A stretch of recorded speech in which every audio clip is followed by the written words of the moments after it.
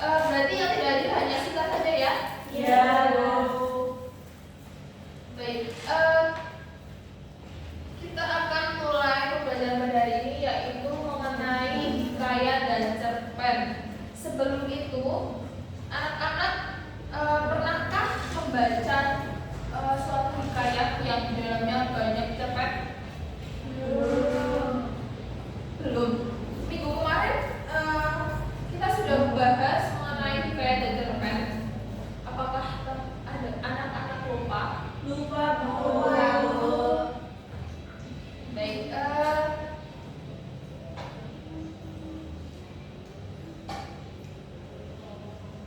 Baik, sebelum itu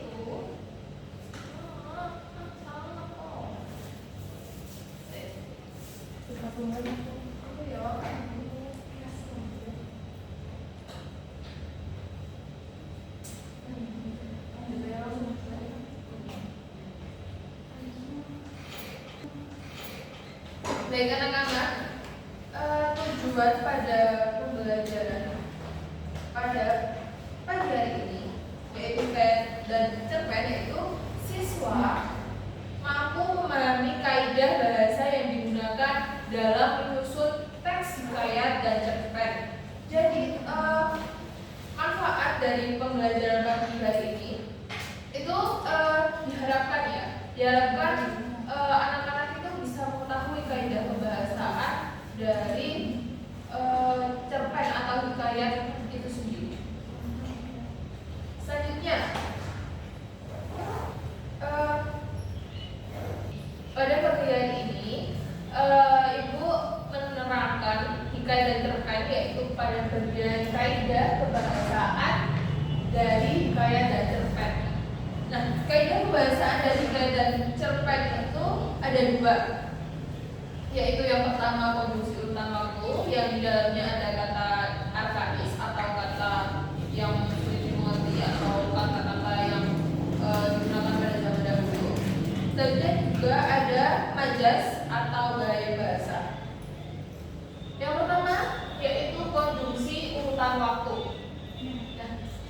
Konjungsi urutan waktu ini digunakan untuk menyatakan urutan sebuah kejadian berdasarkan waktu terjadinya, kemudian baik itu sebelumnya, sesaat atau maupun setelahnya.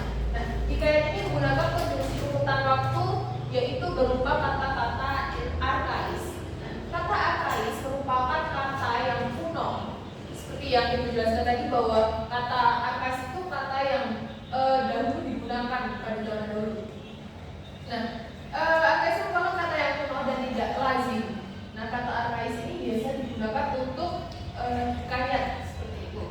Nah, bentuk dari kata arkais dapat dilihat pada tabel di samping ini. Yang pertama ada Aisyah atau Al-Kisah, yaitu artinya pada, kemudian bermula atau sumber mula, yaitu artinya awalnya, kemudian ada artian, yaitu kemudian, ada hatta atau arta, itu lalu, ada kelakian, yaitu setelah itu, syahdan, itu selanjutnya, maka sesudah itu.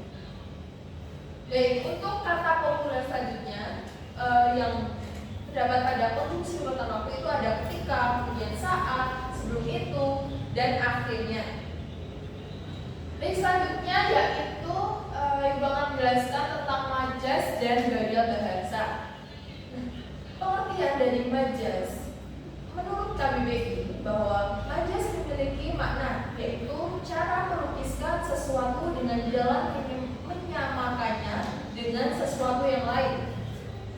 Untuk gaya bahasa, menurut KBBI, gaya bahasa memiliki 4 makna, yaitu pemanfaatan atas kekayaan bahasa oleh seseorang dalam bertutur atau menulis, pemakaian ragam tertentu untuk memperoleh efek-efek tertentu. Nah, secara keseluruhan ciri-ciri bahasa kelompok penulis sastra serta cara khas dalam menyatakan pikiran atau pemikiran itu atau perasaan itu dalam bentuk tulis atau lisan. Baik, selanjutnya yaitu macam-macam majas.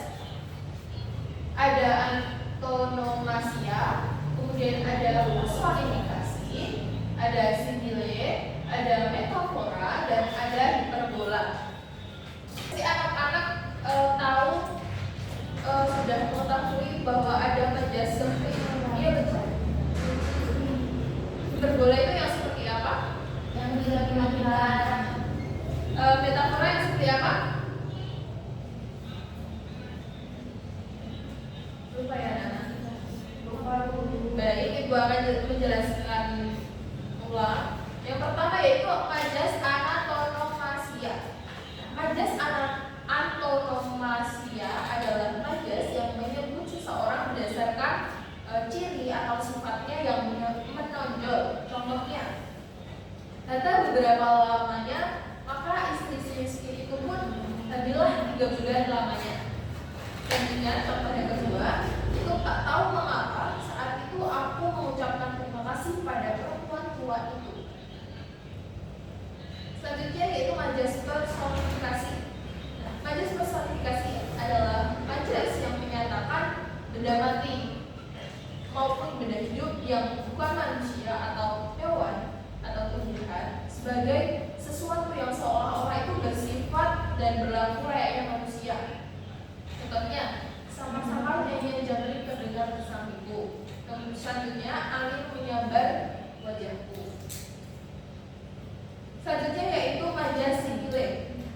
Boleh dibacakan biar tidak ngantuk, Mbak Nabila? Majas sigile adalah majas yang membandingkan suatu hal dengan hal lainnya secara eksplisit menggunakan kata penghubung atau kata pembanding. Kata penghubung atau kata pembanding yang biasa digunakan antara lain seperti laksana, gak, dan bagaikan. Contohnya, yang pertama, mereka selalu bertengkar gak kucing dan anjing. Yang kedua, kamu tidur seperti kerbau. Ada ini. Selanjutnya majas metafora dibacakan oleh Mbak Davina. Majas metafora. Metafora adalah majas yang menggunakan kata atau kelompok kata untuk mewakili hal lain yang bukan sebenarnya, mulai dalam perbandingan benda fisik, sifat, ide atau perbuatan lain. Metafora yang menggunakan kata penghubung atau kata pembanding seperti senilai. Contoh seperti biasa, setibaku di istana tuanku, perempuan tua menyambutku dengan hangat. Yang kedua, ia adalah ruang penghubung. Terima kasih Mbak Nabila dan Mbak Davina telah membacakan. Selanjutnya yaitu majas hiperbola. Betul seperti yang tadi dikatakan oleh Mbak Nabila bahwa Mbak Nabila dan Mbak Okta, bahwa hiperbola itu gaya bahasa yang mengandung pernyataan dengan cara ditunjukkan dari yang sebenarnya. Contohnya, aku tak dapat berbicara, tanganku dingin panas yang keluar dari freezer. Jadi kan itu tidak mungkin ya, tangannya habis dari freezer gitu kan tidak mungkin hanya menunjukkan karena kedinginan. Selanjutnya ada seraya berkata kepada suaminya, adapun akan emas ini sampai kepada anak cucu kita sekalipun tiada habis buat belanja. Nah ini sangat dilebih-lebihkan karena emas itu kan juga tambah tahu juga seumpama kita tidak memiliki uang bakalan dijual, kemudian bakal buat uangnya akan dibuat belanja. Dan tidak mungkin emas itu tidak akan habis karena tidak semua orang memiliki emas. Betul tidak? Selanjutnya ibu akan memberi tugas kepada anak-anak untuk berkelompok ya. Ya, Bu. Mau milih sendiri atau dipilihkan? Pilih sendiri, Bu. Baik, pilih sendiri. Satu kelompok berisi 2 orang saja ya. Baik, Bu. Dimohon untuk mengeluarkan buku masing-masing.